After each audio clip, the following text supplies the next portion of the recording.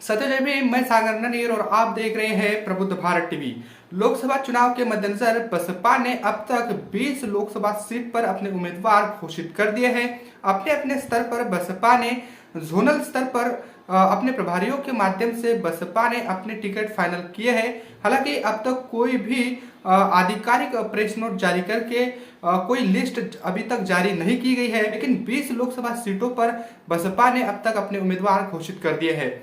इस लोकसभा चुनाव में बसपा सोशल इंजीनियरिंग के बल पर यह चुनाव लड़ने जा रही है और ऐसे में भाजपा और कांग्रेस के साथ साथ सपा भी बसपा के उम्मीदवारों से परेशान दिखाई दे रही है। एक बार मैं आपको उन सभी 20 सीटों पर जो लोकसभा की सीटें हैं उन पर बसपा ने किन उम्मीदवारों को चुनावी मैदान में उतारा है वो लिस्ट मैं आपके सामने रख रहा हूं। इसमें आपको बता दूं कि कानपुर लोकसभा सीट से कुलदीप भदौरिया, इन पर बसपा ने दाव लगाया है। अकबरपुर से राजेश द्विवेदी, बागपत लोकसभा सीट से प्रवीण बैसला, मेरठ लोकसभा सीट से देवव्रत त्यागी, इनको प्रत्याशी बनाया गया है।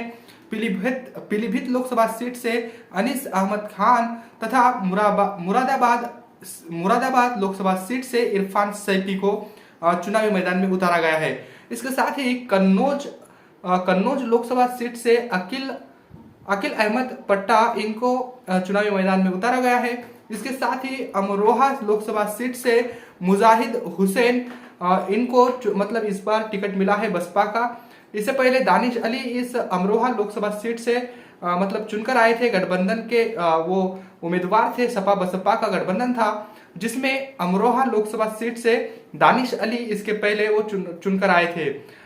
इस बार बसपा ने दानिश अली का टिकट काट दिया है, उनको पार्टी से भी पहले निकाल दिया था, लेकिन अब मुजाहिद हुसैन, इनको अमरोहा लोकसभा सीट से उनको चुनावी मैदान में उतारा गया है। इसके साथ ही आगरा लोकसभा सीट से पूजा अमरोही को चुनावी मैदान में उतारा गया है। सहारनपुर से मजिद अली, बिजनौर लोकसभा सीट से चौधरी विजेंद्र सिंह को, अयोध्या लोकसभा सीट से सचिदानंद पांडे, उन्नाव लोकसभा सीट से अशोक पांडे, इसके साथ ही मुजफ्फरनगर लोकसभा सीट से दारा सिंह प्रजापति को इस बार टिकट मिला है। नगीना लोकसभा सीट से सुरेंद्र पाल सिंह को चुनावी मैदान में उतारा गया है।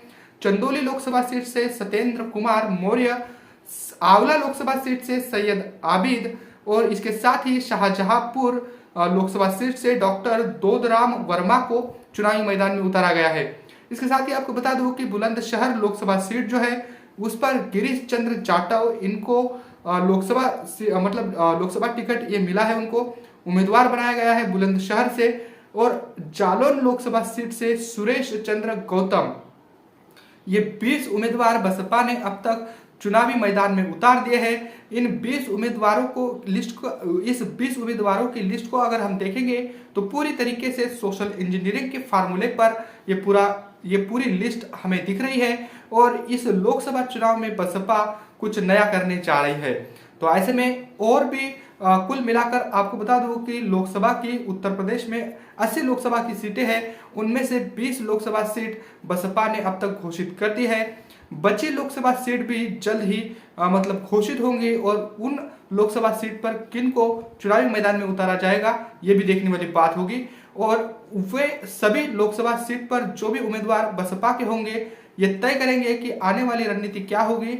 और इसके साथ ही आपको बता दूं कि फिलहाल जो लिस्ट सामने आई है, जो उम्मीदवारों के नाम सामने आए हैं, इससे साफ तौर पर भाजपा खेमे में पूरी तरीके से घबराहट देखने को मिल रही है। इसके साथ ही सपा कांग्रेस का जो गठबंधन है, जिसे इंडिया गठबंधन का नाम दिया गया है, इसकी कोई मतलब इसकी जो शक्ल है ये कुछ अच्छी खासी नहीं दिख रही है, पूरी तरीके से फ्लॉप होता हुआ दिख रहा है। लेकिन बसपा ने अकेले अपने बलबूते पर चुनाव लड़ने का जो निर्णय लिया है वो भी काफी काबिल तारीफ है। और ऐसे में बसपा को जो लोग कहते थे कि उम्मीदवार नहीं मिल रहे हैं, उनको ये जो हमने लिस्ट आपके सामने रखी है वो उनको देखनी चाहिए, जरूर देखनी चाहिए। तो ये बड़ी लिस्ट बसपा ने अब तक 20 उम्मीदवारों की मतलब अपने अपने लेवल पर ये उम्मीदवार घोषित किए गए हैं। अब जब आधिकारिक तौर पर लिस्ट सामने आएगी तो हम एक बार फिर से एक अच्छी रिपोर्ट आपके सामने दोबारा रखेंगे। तो फिलहाल इस रिपोर्ट में इतना ही।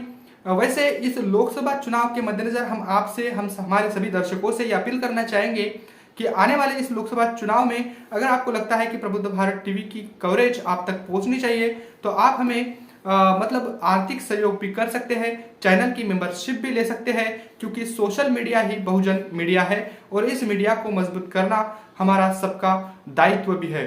तो इसी आशा उम्मीद के साथ बने रहे प्रबुद्ध भारत टीवी के साथ। मिलते हैं अगली रिपोर्ट में, तब तक के लिए जय भीम, जय भारत।